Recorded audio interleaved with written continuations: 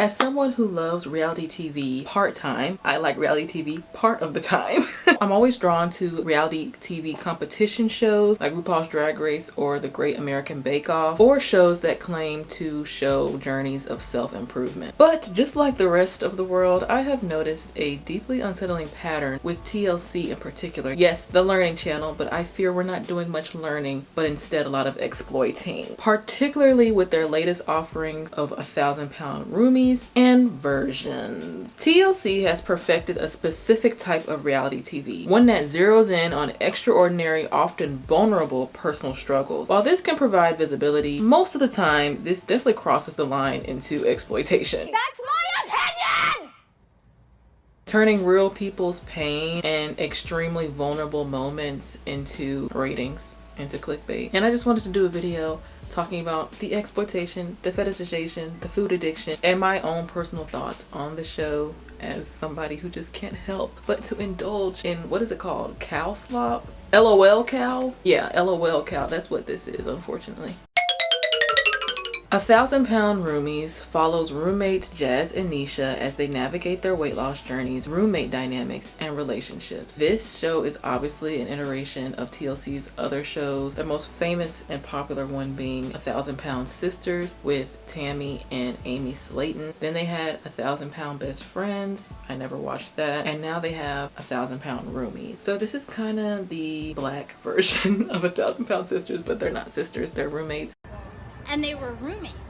Oh my God, they were roommates. Jazz Wallace, who's 41, at her heaviest was 670 pounds, and Nisha Harris, 37, at her heaviest 435 pounds, embark on a weight loss journey together. Jazz is striving to lose 200 pounds for bariatric surgery, while Nisha initially aims for more natural weight loss. Their main story arc centers on their friendship dynamic, Jazz's pursuit of surgery, and Nisha's perceived reluctance or sabotage. We can safely say that Jazz is the driving force behind the weight loss on 1000lb Roomies. She's the heaviest at almost 700 pounds. She works as a BBW model online, which we'll talk about that in a second. And most of the episodes is centered around her wanting to be approved for bariatric surgery. She seems extremely vulnerable, but also pretty determined to have this happen, which is refreshing, especially with the pressures of the cameras everywhere and obviously her living situation. Jazz has an entire daughter, a growing child. I know TLC pays the participants of these shows, but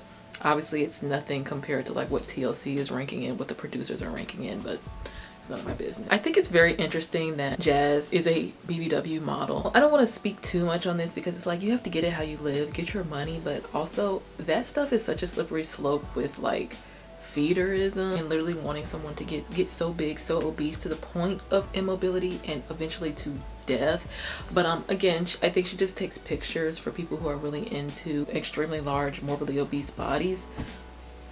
Get it how you live, but I'm sure she has a good head on her shoulders, especially with her having a kid and everything, which is why she's trying to get her life together. With Jazz's BBW modeling, people who fetishize morbidly obese people often do so at the expense of their health. They prioritize size over health, wanting them to be as big as possible. This fetishization can inadvertently sabotage health journeys by providing external validation for staying at an unhealthy weight. Nisha is Jazz's best friend and roommate. They met on like a BBW support group. Interesting. She's a daycare worker at her mother's daycare, and then she starts baking. Like Nisha provides herself an income by baking desserts, and they actually look really good. But I'm always wondering, like, how are they living here? Like, she must be really breaking it in from the daycare. She must be really breaking it in. Jazz must be breaking it in from the BBW picture. They're in Los Angeles, California. California's a very expensive state to live in. Or maybe that's why they're doing the show, for more money. I don't know. Nisha's actions often suggest a deeper jealousy or resistance to change. She is very morbidly obese, but she often downplays her weight because she does weigh less than Jazz. She basically just makes little jabs that she's not as big as Jazz, so she doesn't have to take her weight loss as serious. The doctor definitely makes a comment about her weight definitely not being consistent with her height, because Jazz, yes, she's 600 something pounds, but she's also very tall. So even when she does lose all of the weight, we're hoping, she'll probably still be be like 200 something pounds because she's very tall. This is what I was saying in my own weight loss video. It really does weigh on your joint to be someone who is morbidly obese and you don't have a lot of height. As a shorter person, all that weight does is weigh down on your bones and joints. Anyway, that's like the biggest thing of the show that kind of irritates me, is that Nisha acts like she's like 150 pounds. Like, girl, that's what you need to be trying to get to. It's because she's very mobile for her weight. It looks like her back hurts all the time, but she does get around. But it shouldn't take you like losing mobility, getting to the same position that Jazz is in, to want to change. She doesn't take her weight loss that seriously, at least what the cameras show us. Now I hope like in the off season she does lose a lot of weight and she comes back. I don't think it's helpful for her to always compare herself to Jazz and downplay her obesity. And she gives us reasons on why she's obese, which I'll get to in a second. Then there's Joel, who is Nisha's on again, off again. I'm not even gonna say love interest. Like, he's just like her friend, friend with benefits. They've basically been friends with benefits for several years. If she wants to be somebody's girlfriend, she wants to be claimed, she wants to be Joel's girlfriend. She mentions it to Joel. Joel doesn't want to do that. He likes what they have, which is sex and no commitment, and she's hurt by that. That's all we see. I think it's to be noted that Joel is like a straight sized man. Is that what the girls are calling it now? Like, he's like average, like he's not super big. So it brings up the conversation of desirability. I think 1000 Pound Roomies, like versions, we'll get into that in a second, but they both, you know, very voyeuristic. They're showing a lot of just vulnerable, like, I feel like I shouldn't even be watching this. Like, people getting their butts wiped and bedpans under them. It's just like, is this necessary? While TLC might frame these as educational or inspirational, editing often emphasizes discomfort, awkwardness, and dramatic conflict. It feels less like, oh, TLC and the camera people and the producers are like there for support and rallying around this person, and more so just putting them in a fishbowl for public consumption. When we watch Jazz and Nisha, we see the raw reality of food addiction. Food addiction is a recognized behavioral addiction akin to substance abuse, where individuals develop compulsive consumption of highly palatable foods despite negative consequences. Research by Ashley Gearhart and the Yale Food Addiction Scale highlights intense cravings, inability to cut down, and withdrawal symptoms as key indicators. By showcasing these struggles without truly comprehensive, sensitive intervention, the show risks simply displaying addiction rather than the responsibility of addressing it. Oh, I'm bored, let's eat. It's morning time, I'm hungry. Let's have like a whole bag of chips and a whole pizza. No awareness of like just swallowing food. Every solution, every next step, every action is linked to food. When food is supposed to be enjoyed, it can be a pastime, it can be a comfort, but it also is fuel. It's here for us to be active, to be alert, to be focused, to be able to function in our bodies. It's very real to become addicted to anything, and food is not off the table. It's like the only thing that you're ever thinking about, and it's really a hard place to get out of. I don't think I was ever addicted to food, but I do think that I ate when I was bored, did not have any true proper nutrition knowledge, and I used to just scarf down food, and I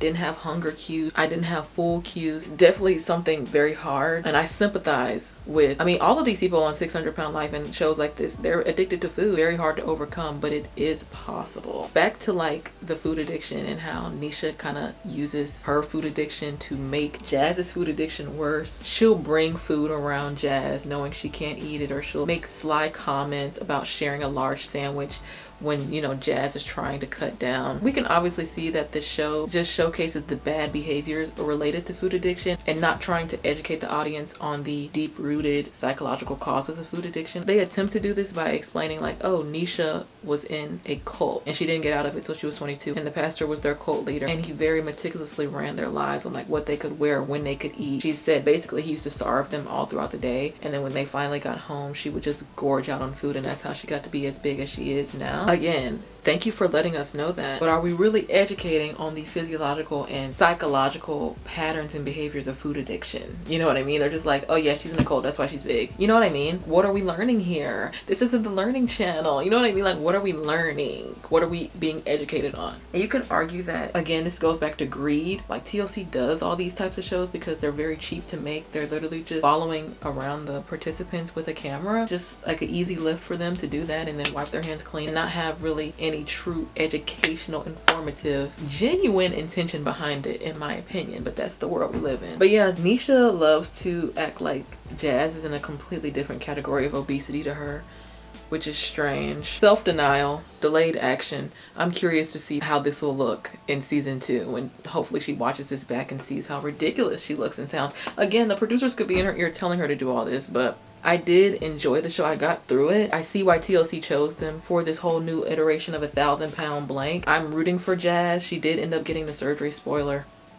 She got approved for the surgery. I think she lost 100 pounds and was able to 137 pounds because she had to be 500 pounds to get the surgery, and she started at 637. So congratulations, girl. I'm rooting for her. I love the relationship that she has with her daughter, and her daughter being her everything, and like that is what's getting her out of bed to do this and wanting to change her life. And just, she even talks about feeling like a prisoner in her body. And I hope this show gets to season 2 just for me to see her journey. And I wouldn't mind seeing Nisha's either. Like, she seems cool. She's very funny to me. And I think it's really interesting to see her whole perspective of being in a cult, like a black church cult. So if she had a better attitude, and don't let the producers get in your ear, just be yourself. Try to lose weight naturally. I believe she can do it. I'd like to see more of her as well. This is the first TLC show I've finished in a while. I think the last one was Doubling Down with the Doricos. I don't know where that's at.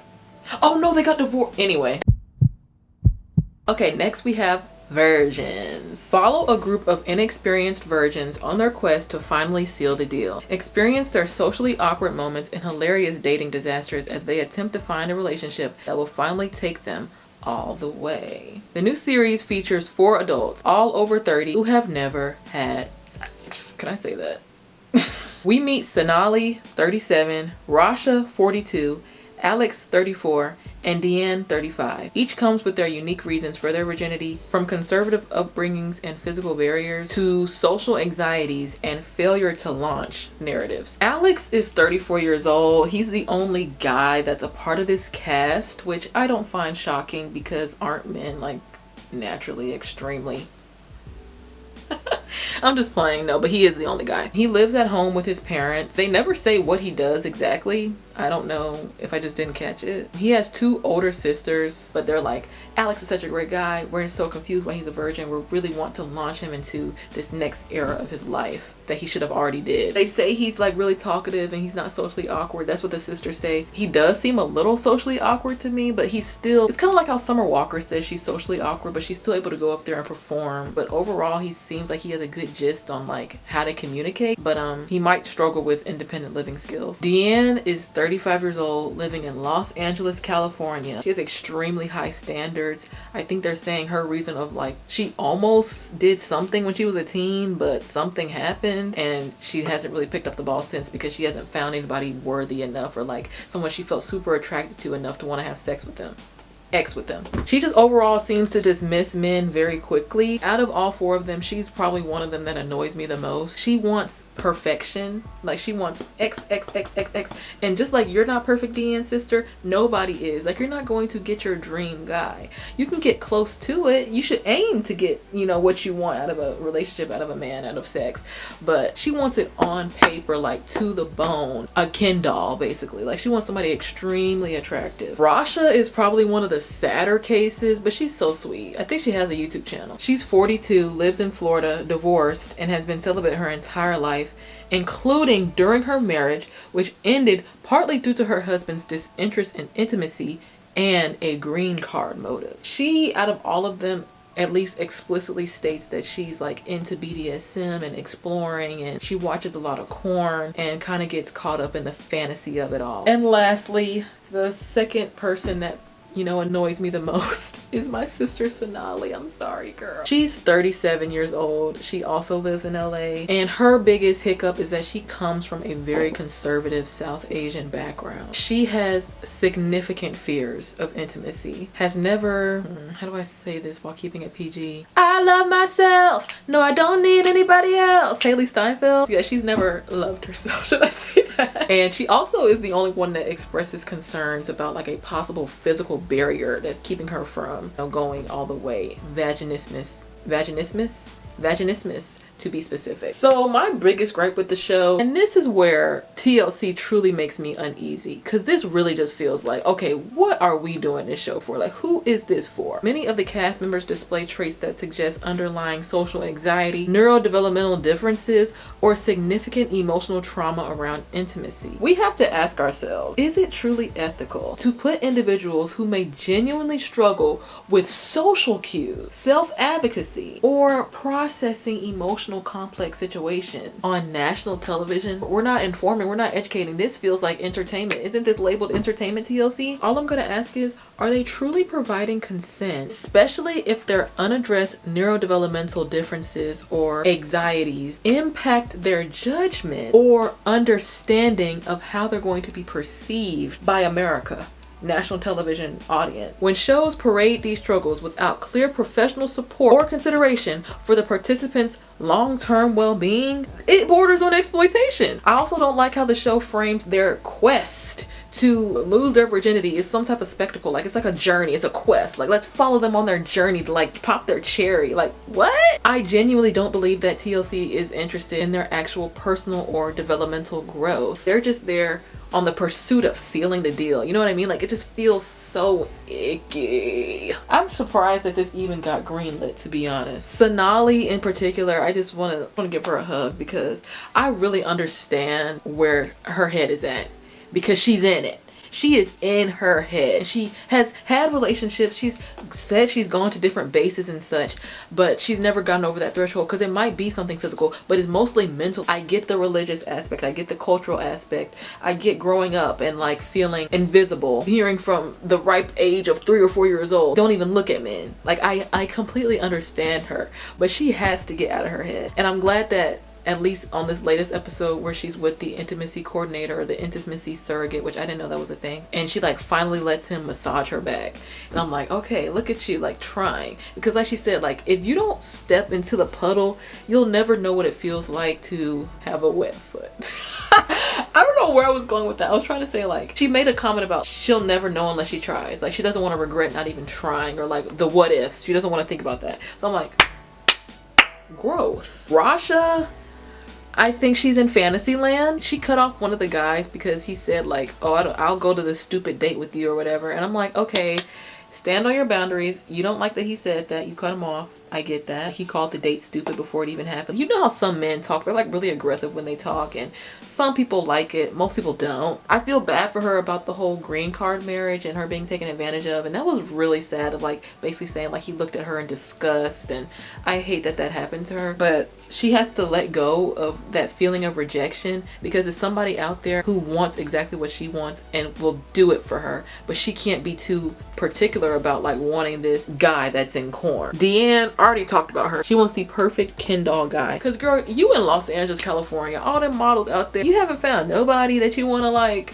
get to know. She has the right to have a preference, but it's like your preference has to be a real life person. It can't be a drawing. As for Alex, I must talk about his first date. She was so nice, so pretty. She had that theater personality. She had the most beautiful smile ever. I have to comment on it. Like, she had a very beautiful smile. I think things were just moving a little bit too fast, and she kind of friend-zoned him. He tried to give her a kiss, and she was like, I'm so happy that you want to kiss me, but maybe next time. And then she ends up going out of the country or something. So she was so pretty to me, and I thought they meshed well. So I was actually kind of hurt too when they didn't end up working out, but I think he'll be fine. And all of them have this thing where they're just like, I don't want to get in a situation, I don't know what to do, and I feel awkward, and I'm just so inexperienced that like I don't want to feel like a loser. Like, sex isn't everything, but it's also not this big bad monster that a lot of us are told it is when we're young, through religion, through culture, through movies and TV shows. Do it if you want to, don't if you don't. I think that's a big reason why the show is getting so many mixed reviews. It's just because being a virgin is like so taboo, but it's just as normal or natural as somebody not being a virgin.